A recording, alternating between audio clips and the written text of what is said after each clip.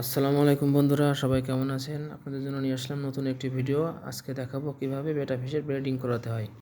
আজকে দেখাবো ব্রিডিং একবারে ট্যাঙ্ক নির্বাচন থেকে বাচ্চা ফোটা পর্যন্ত সব কিছুই A to Z আপনাদেরকে দেখাবো।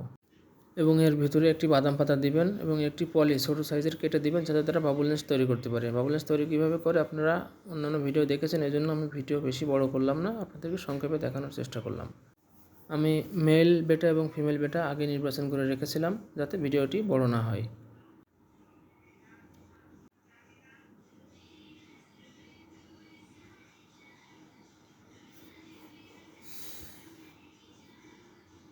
শুরু হয়ে গেল ব্রিডিং প্রসেস। মেল এবং ফিমেলটিকে দিয়েছি। ভিতরে দেখুন একটি হিটার আছে। হিটারটি আমি 24 ডিগ্রি তাপমাত্রায় রেখেছিলাম, কারণ আমার এটা শীতকালে ব্রিডিং করেছিলাম। এবং 50 ওয়াটের হিটার এটা। আপনারা 22 অথবা 24-এ রাখবেন, বেশি দিবেন না, তাহলে কিন্তু ডিম নষ্ট হয়ে যাবে এবং তাপমাত্রা কম হলেও কিন্তু বাচ্চা হ্যাচ হবে না, ডিম হ্যাচ হবে না, বাচ্চা কিন্তু ফুটবে না। দেখতে থাকুন, এখনই তারা ব্রিডিংয়ে লিপ্ত হবে। মেল বেটাটা ফিমেলটাকে চাপ দিয়ে ধরে, বাকিটা বুঝতেই পারছেন। এখন দেখেন ডিম পড়বে। ডিমটি ফিমেল বেটাটা এবং মেল বেটাটা দুজনেই অনেক সময় সংরক্ষণ করে, অনেক সময় শুধু মেল বেটাটাই মুখে করে নিয়ে বাবুলের ভিতরে রেখে আসে, কারণ বাবুলের ভিতরে অক্সিজেন আছে। অক্সিজেন ছাড়া কিন্তু এই ডিম ফুটবে না, তাই তারা ওই বাবুল নেস্ট তৈরি করে এবং বাবুলের ভিতরে রেখে আসে। দেখুন সংরক্ষণ করছে এবং ডিমগুলোকে নিয়ে বাবুল নেস্টের ভিতরে রাখবে।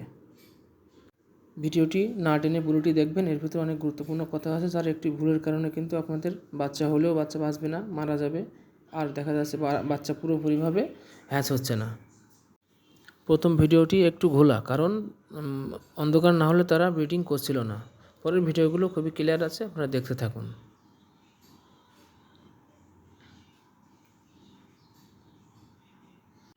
শেষ হয়ে গেল ব্রিডিং প্রসেস। এখন ডিম সংরক্ষণের পালা।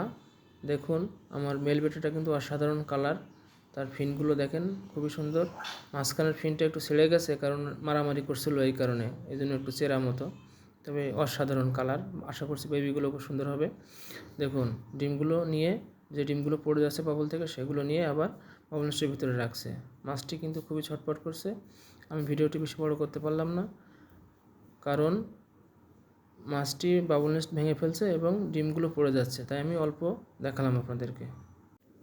আপনারাও বেশি মাছটিকে ডিস্টার্ব করবেন না, একা একা রাখার চেষ্টা করবেন। তারা নিরিবিলি থাকতেই পছন্দ করে, কারণ ওই সময় বেশি ডিস্টার্ব করলে তারা ডিম খেয়েও ফেলতে পারে, বাচ্চা ফোটার পরেও বাচ্চা খেয়ে ফেলতে পারে।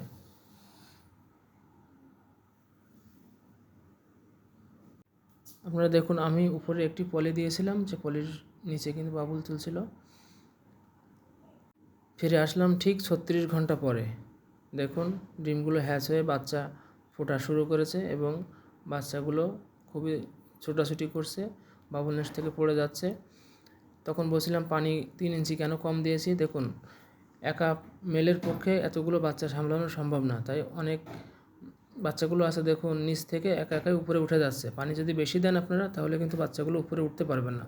অনেক বাচ্চা নিচেই মারা যাবে, কারণ তারা এখনও সাঁতার শেখে নাই এবং পুরোপুরিভাবে পানি থেকে অক্সিজেন নিতে শেখে নাই। এই জন্য তাদের এখনও বাবুলের ভিতরে থাকা প্রয়োজন আছে। আরেকটা গুরুত্বপূর্ণ কথা আপনাদেরকে বলে রাখি, যখন আপনারা বেটা ব্রিডিংয়ে দিবেন, তখন কিন্তু তাদের বাচ্চাদের খাবার কিন্তু আগে রেডি করবেন। সেটা হচ্ছে কি, ব্রাইসিম অর্থাৎ চিংড়ি মাছের ডিম আপনারা কিনে হ্যাচ করে রেখে তারপরে এদেরকে খাওয়াবেন, তা না হলে কিন্তু বাচ্চা বাঁচাতে পারবেন না।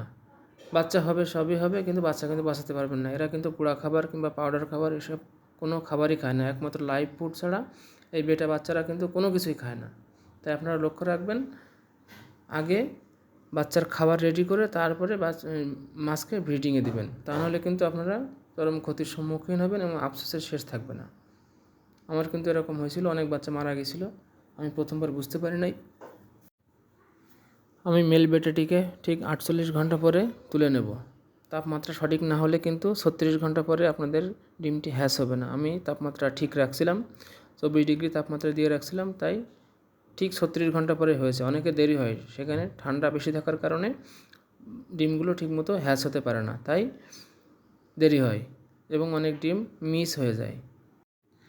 ভিডিওটি দেখতে থাকুন, ভালো লাগলে চ্যানেলটিকে সাবস্ক্রাইব করে রাখবেন পরবর্তী ভিডিও পাওয়ার জন্য।